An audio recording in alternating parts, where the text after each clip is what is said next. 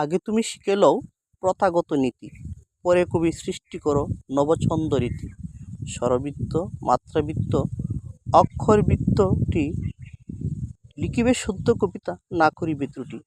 মুক্তক, অতিমুক্তক, অমিত্রাক্ষর কি, গৈরিস গদ্য ছন্দ, মাত্রা বুঝে লিখি।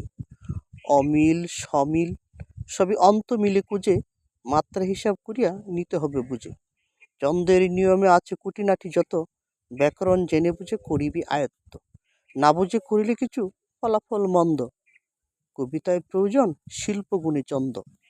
চন্দ্ররীতি কবিগণ করে যত সৃষ্টি, প্রতিভায় যুগ হবে প্রসন্ন সুদৃষ্টি।